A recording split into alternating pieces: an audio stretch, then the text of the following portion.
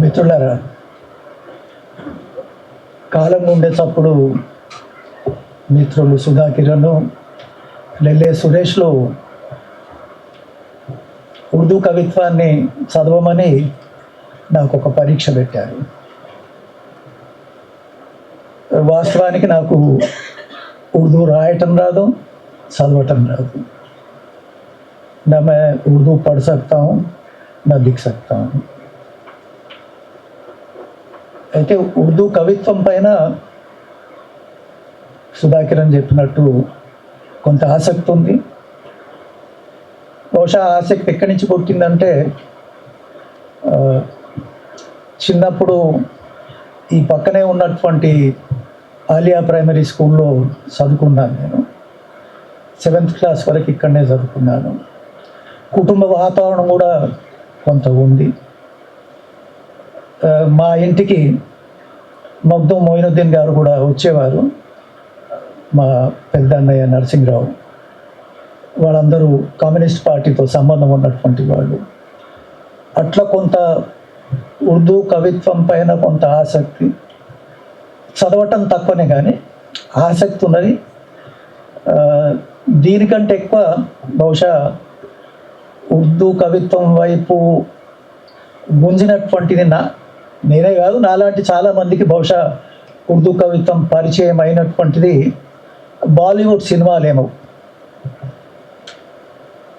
బాలీవుడ్ సినిమాల్లో ఒకప్పటి progressive writers association, ఇప్టాకి సంబంధించినటువంటి వాళ్ళు ఎప్పుడైతే బాలీవుడ్ సినిమాల్లో లిరిక్స్ రాయడం మొదలుపెట్టారు, ఆ పాటలు విన్న తర్వాత కొంత ఆసక్తి మరింత పెరిగినటువంటిది. నేనే కాదు, బహుశా ఇక్కడ కూర్చున్నటువంటి కొంతమంది ఎవరికైతే ఉర్దూ చదవడం రాదో, రాయటం రాదో, కానీ ఉర్దూ సాహిత్యం పైన కావచ్చు, ఉర్దూ కవిత్వం పైన ఒక రకమైనటువంటి ఆసక్తి పెరగడం, కొద్దో గొప్ప కొంత నేర్చుకోవడం అనేటువంటిది కూడా జరిగింది అనుకుంటున్నాను నేను. అట్లా ఈ మధ్యలో సజ్జాద్ గారిని కలవడానికి ఇంటికి వెళ్ళినప్పుడు మాటల సందర్భంలో వారు కూడా ఒక మాట అన్నారు. సాయలుద్యాని యొక్క కవిత్వం మూలంగా చాలా ఇన్ఫ్లుయెన్స్ అయ్యాం మేము అనే పద్ధతిలో వారు ఒక మాట అన్నారు. అందుకోసం బాలీవుడ్ సినిమాలు ఏవైతున్నాయో ఆ సినిమాల్లో అప్పటి ఇప్టాకి సంబంధించిన వాళ్ళు కావచ్చు, ప్రోగ్రెసివ్ రైటర్స్కి అసోసియేషన్కి సంబంధించినటువంటి శైలేంద్ర దగ్గర నుంచి మొదలుకుంటే సాయలుద్యాన్వి కావచ్చు, కైఫీ ఆజ్మీ కావచ్చు, వీళ్ళు రాసినటువంటి పాటలు హిందీ సినిమాల్లో ఏవైతున్నాయో ఏదో ఒక మేరకు ప్రభావితం చేశాయి. సరే, సమయం తక్కువ ఉన్నది కాబట్టి నాకు ఇచ్చినటువంటి బాధ్యత కేవలం కొన్ని ఉర్దూ కవితలు చదవమని. నేను అది మీ ముందు ఉంచే ప్రయత్నం చేస్తా. ఉర్దూ కవిత్వం కాబట్టి ఇది ఉర్దూలోనే ఉంటుంది. దీన్ని తర్జుమా చేయడం మాత్రం సాధ్యపడదు. ఏదైనా వీలుంటే నేను దానికి సంబంధించిన ఎసెన్స్ ఒక మాటలో, ఒక వాక్యంలో చెప్పేటువంటి ప్రయత్నం చేస్తాను. సరే, హైదరాబాద్లో ఈ ప్రెస్ క్లబ్లో ఈ సమావేశం జరుగుతున్నది. హైదరాబాద్లో ఉన్నాం కాబట్టి ఎవరి దగ్గర నుంచి మొదలు పెట్టాలి, ఏ కవి నుంచి, मैं कहाँ से शुरू करूँ, किस शायर को लेकर के शुरू करूँ, ये थोड़ा एक दुविधा तो है. लेकिन हैदराबाद में है तो हैदराबाद में हो रहा है, तो जाहिर है कि मखदूम साहब से ही शुरू करना पड़ता. दक्कनी पोएट्स जो है उसमें से मखदूम साहब भी एक मशहूर पोएट है, तो मैं समझता हूँ मखदूम साहब से ही शुरू करूँगा, क्योंकि मैं समझता हूँ कि उर्दू पोएट्री जो है एक बहुत बड़ा समंदर है. इसलिए थोड़ा एक दुविधा भी होती कि कहाँ से शुरू करें.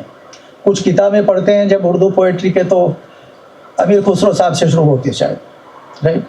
तो शायद आज वारसी ब्रदर्स भी आए, अमीर खुसरो की छाप तिलक भी गाएंगे शायद, पता नहीं. तो वहाँ से तो मैं शुरू नहीं करूँगा. मैं जो सेलेक्ट किया हूँ, क्योंकि अगर उर्दू शायरी के बारे में जिक्र होता है, बात करते हैं, तो मिर्ज़ा गालिब का जिक्र नहीं बिल्कुल होना ही चाहिए. बिना मिर्ज़ा गालिब के उर्दू पोइट्री नहीं है, ऐसी भी होती है. लेकिन मैं जो सिलेक्ट किया हूँ, अगर टाइम भी मद्देनज़र में लगाते हैं, तो मैं सेलेक्ट किया हूँ जो 20th सेंचुरी के तरक्की पसंद पोएट्स है, शायर है, उनको ही मैं पिकअप किया हूँ, चूज़ किया हूँ, सेलेक्ट किया हूँ, जिसमें पहले मखदूम साहब रहेंगे। तो मैं मखदूम साहब का एक क्योंकि मखदूम साहब सिर्फ पोइट ही नहीं थे, but he was an organiser, he was an agitator, एक ट्रेड यूनियन लीडर भी थे।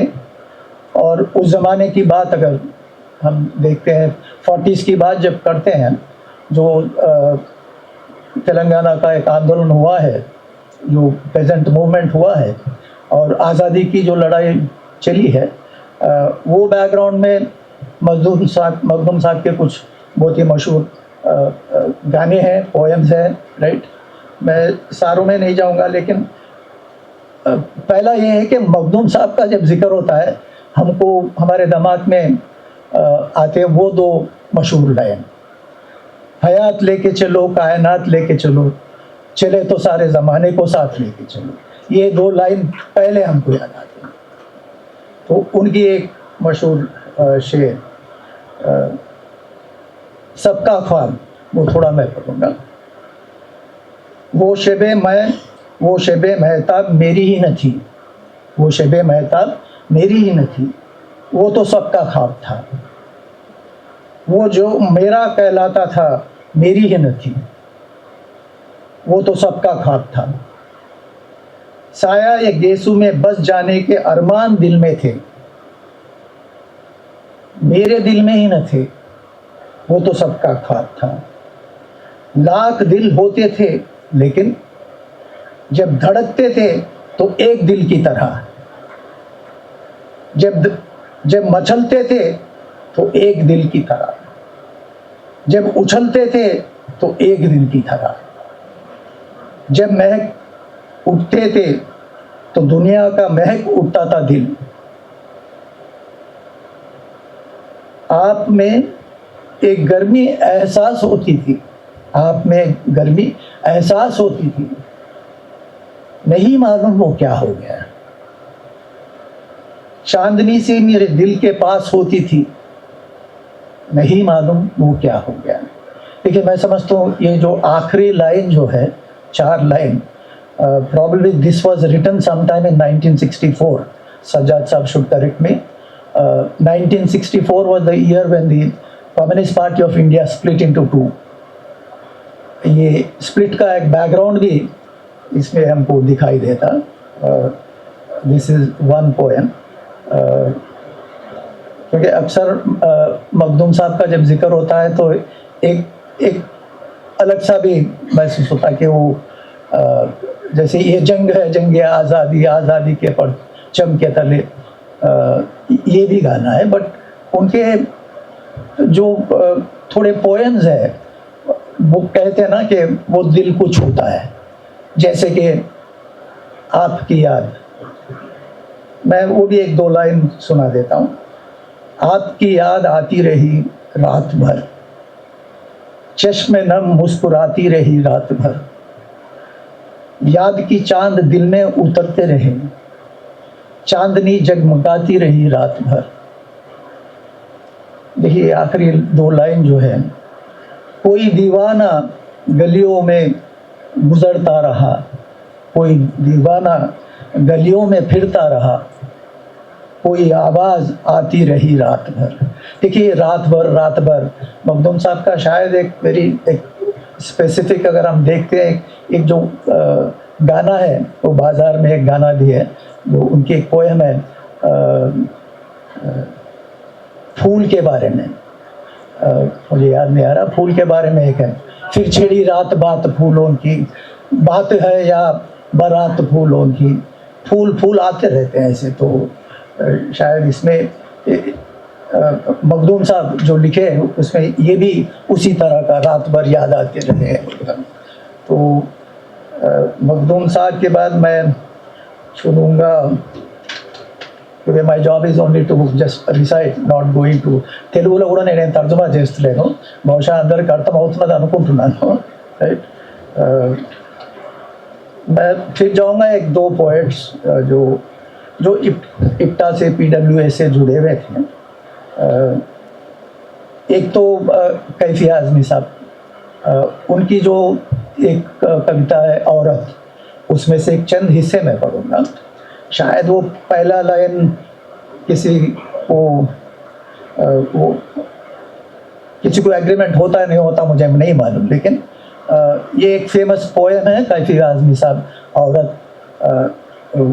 वो पोएम का उन्वान है औरत, वो उसमें से चंद हिस्से मैं पढ़ूंगा। उठ मेरी जान मेरे साथ ही चलना होगा तुझे, वो है गाने। उसमें से जहर ही जहर है दुनिया की हवा तेरे लिए, जहर ही जहर है दुनिया की हवा तेरे लिए, रुत बदल डाल अगर फूलना फलना है तो, उठ मेरी जान मेरे साथ ही चलना है तुझे। खद्र अब तक तेरी तारीख ने जानी ही नहीं, तुझ में शोले भी है बस अश्कफशानी ही नहीं, तू हकीकत भी है दिलचस्प कहानी ही नहीं, तेरी हस्ती भी है एक चीज़ जवानी ही नहीं। कई देखिए, अब ये उर्दू अल्फाज थोड़े हमारे जैसे लोगों को प्रोनाउंस करना कभी कभी मुश्किल होता है। जब बोलते सो दरमियान मेरे ज़बान में कहीं हड्डी आ गई तो माफ़ कर देना चाहिए। अपनी तारीख का उन्वान बदलना है तुझे, उठ मेरी जान मेरे साथ ही चलना हो तुझे। तोड़कर रस्म के बुत भरे खदामत से निकल, ज़फ़े इशरात से निकल, वहम नज़ाकत से निकल, नफ्स के खींचे हुए हल्के अजमल से निकल। ये भी एक क़ैद है, क़ैद मोहब्बत से निकल। राह का खार ही क्या गुल भी कुचलना है तुझे, उठ मेरी जान मेरे साथ ही चलना होगा तुझे। ये कैफी आज़मी साहब की पोएम है, औरत बड़ी पोएम है, उसमें से मैं चंद कुछ निकाल के पढ़ा हूँ। और कैफी आज़मी के बाद मैं मजाज का भी कुछ एक दो शेर सुनाऊंगा मैं। सबको मालूम है मजाज साहब उत्तर प्रदेश के थे और वो बहुत ही यंग एज में मर गए, 45 ईयर्स आई थिंक। वो बहुत पिया करते थे, शायद अक्सर बहुत से सारे शायद तो थोड़ी बहुत सी पीकर लिखते थे, पता नहीं मुझे, लेकिन मजाज साहब तो बहुत पीते थे और पीते पीते शायद 45 साल में ही उनका गुजर जाना हुआ है। तो मुझे एक याद आ रहा है कि मजाज साहब से पता नहीं जोश मल्हाबादी या कोई उनसे पूछते हैं कि मजाज साहब आप इतने क्यों पीते हैं, बंद कीजिए ना पीना। तो मजाज का जवाब रहता है कि अरे जोश साहब आप तो एक ही बार बंद किए, मैं तो 100 बार बंद किया। तो ऐसे मजाज का एक पोएम, उनका एक फेमस पोएम है जो आवारा, उसका उन्वान है आवारा।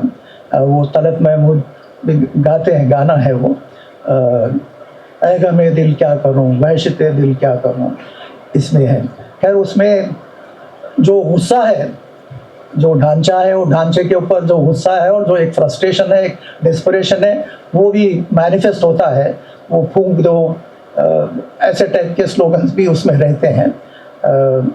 तो और एक जो थोड़ा बहुत सा नरम है, ये रोमांटिक भी है और रेडिकल भी है। ये मैं उसके 6 लाइन मैं पढ़ के सुनाता हूँ, आप सभी लोगों को मालूम है शायद। हिजाब फित्न परवर अब उठा लेती तो अच्छा था, खुद अपने हुस्न को पर्दा बना लेती तो अच्छा था। दिले मजरू को मजरू तर करने से क्या हासिल, मजरू सैडनेस, दिले मजरू को मजरू तर करने से क्या हासिल, तो आंसू पहुंचकर अब मुस्कुरा लेती तो अच्छा था। तो ये रोमांटिक के बाद लास्ट एक रेडिकल कॉल टाइप का। तेरे माथे पे ये आंचल बहुत ही खूब है लेकिन, तेरे माथे पे ये आंचल बहुत ही खूब है लेकिन, इस आंचल से एक परछम बना लेती तो अच्छा था। ये एक रेडिकल ये है, समझिए। तो और जो सेलेक्ट किया हूँ मैं,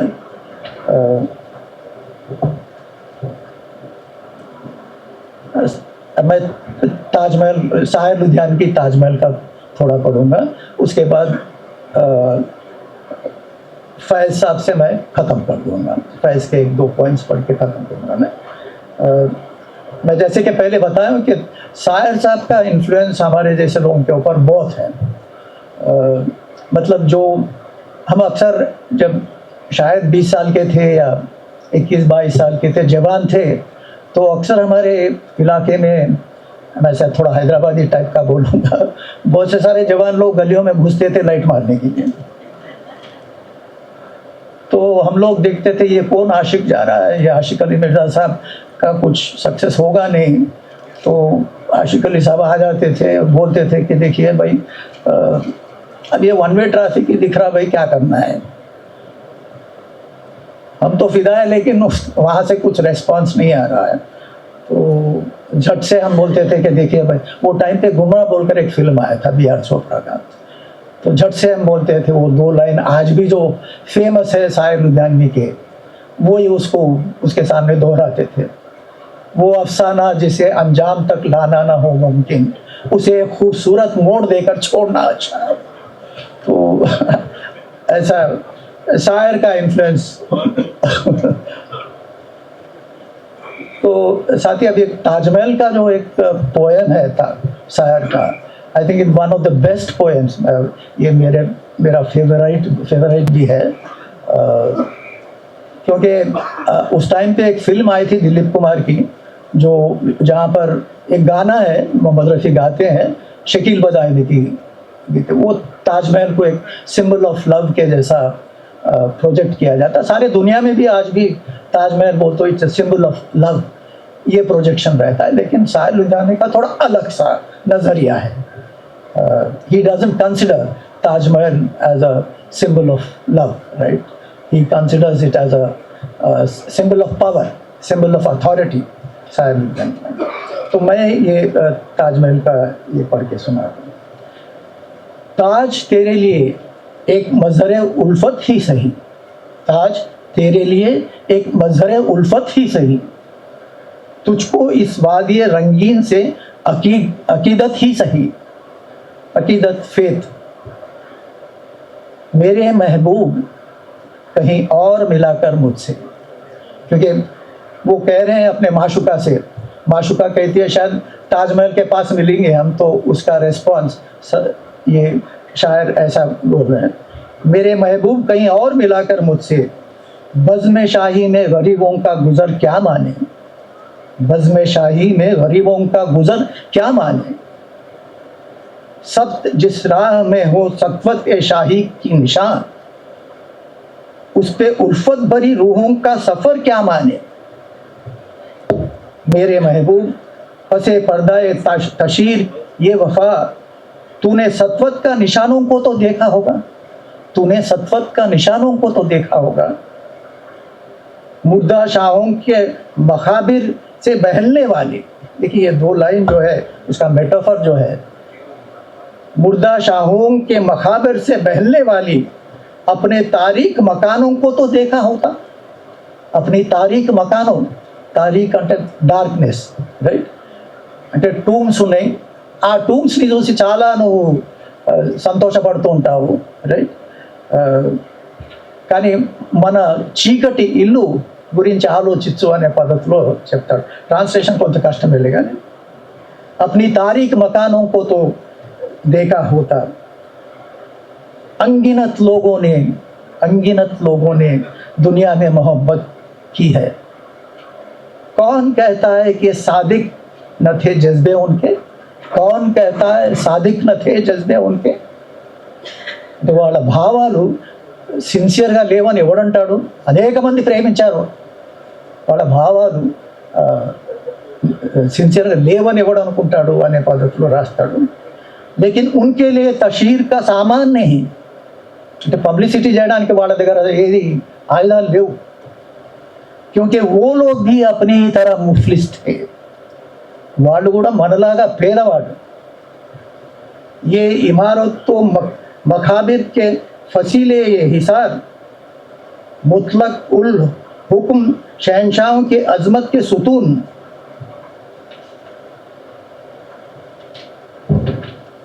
सीना दहर के नसूर है कोहना नासुर, जज्ब है उनमें तेरे और मेरे अजदाद का खून, मेरे महबूब उन्हें भी तो मोहब्बत होगी। जिनका सन्नाए ने बख्शी है उसे शक्ल ज़मीन, उनके प्यारों के मखाबर रहे बेनाम और नमुद, आज तक उन पे जलाई न किसी ने खंदिल। ये चमन जर यमुना का किनारा ये महल, ये मुनक्कश दर और दीवार ये महराब ये ताक, एक शहंशाह ने, देखिए लास्ट लाइंस जो है, कोई बोलता है कि Taj Mahal is a symbol of love, लेकिन ये लास्ट लाइंस में शायर लुधियानवी साहब कहते हैं, एक शहंशाह ने दौलत का सहारा लेकर, एक शहंशाह ने दौलत का सहारा लेकर हम गरीबों की मोहब्बत का उड़ाया है मजाक। मेरे महबूब कहीं और मिलाकर मुझसे।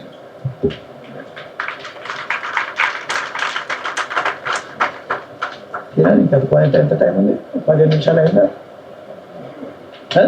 అయిపోయింది सर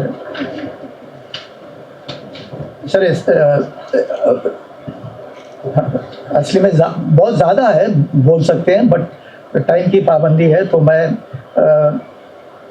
एक दो फैज़ अहमद साहब के आपके सामने पेश करके छोड़ दूँगा। फैज़ साहब के पता नहीं सजाद साहब बोलना है, उनका एक जो उसको क्या बोलते पता नहीं मुझे, ये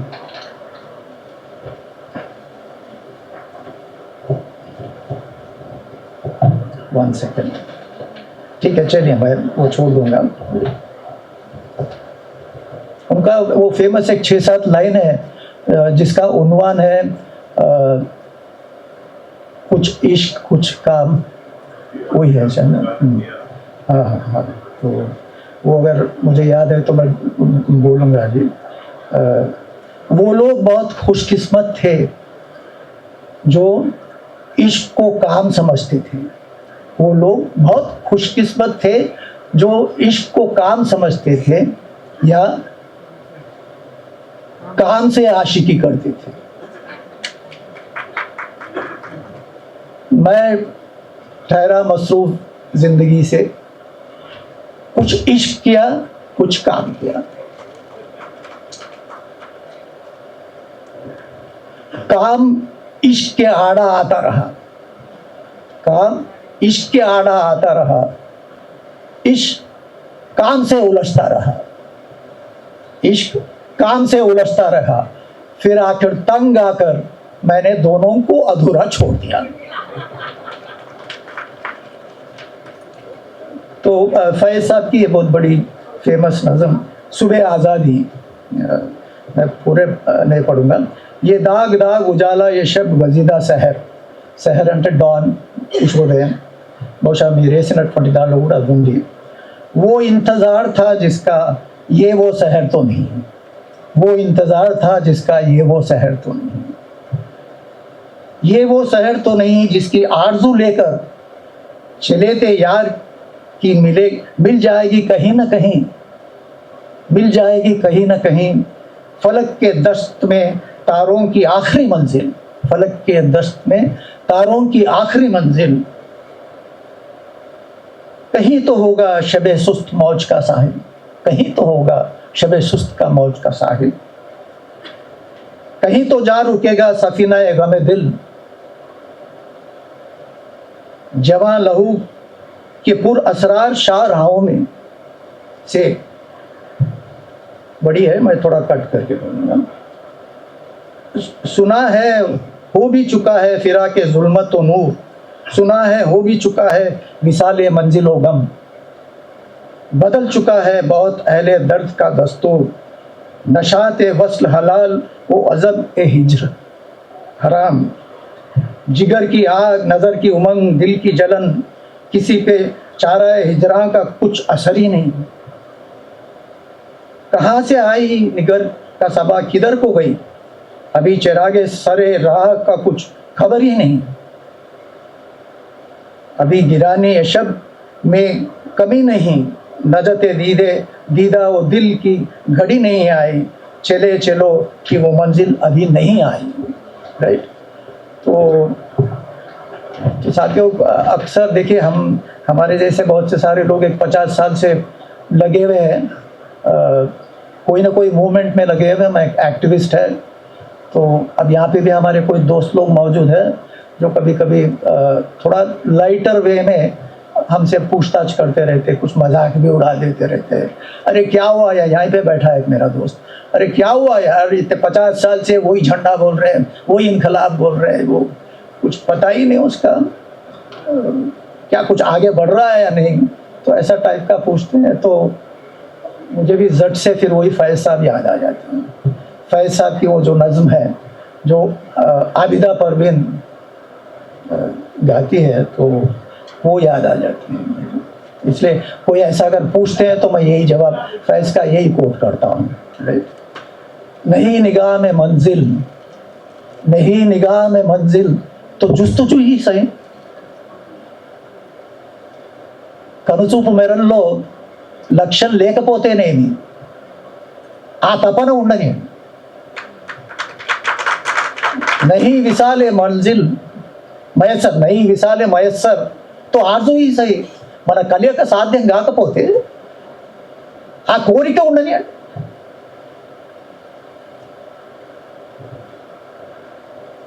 ये फैज साहब कभी कभी हिंदी के वर्ड्स भी यूज करते हैं शायद, अगर इंतज़ार कठिन है तो जब तलक ए दिल किसी के वादा ए फर्दा की गुफ्तगू ही सही। अब वो बोलते हैं न तन में खून फराहम न अश्क आंखों में, नमाज शौक तो वाजिब है बेवजू ही सही, किसी तरह तो जमे बज़ मैखदे वालों, नहीं तो बादा वो सागर तो हा हू ही सही। तो ये फैज साहब का जो दो फर्स्ट 2 लाइन्स है, ये बहुत है, मैं समझता हूँ हमारे जैसे लोगों को अक्सर, क्योंकि ऐसे लोग पूछते रहते हैं कि अरे कितने साल पकड़ते हैं यार ये झंडा, क्या होने वाला है। तो ये so I think Kiran, I am done right. चलो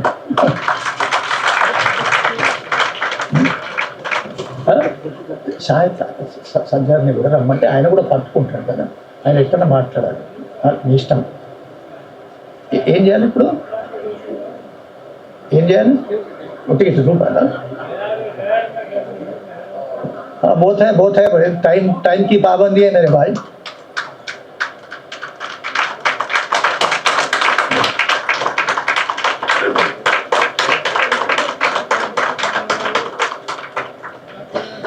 चल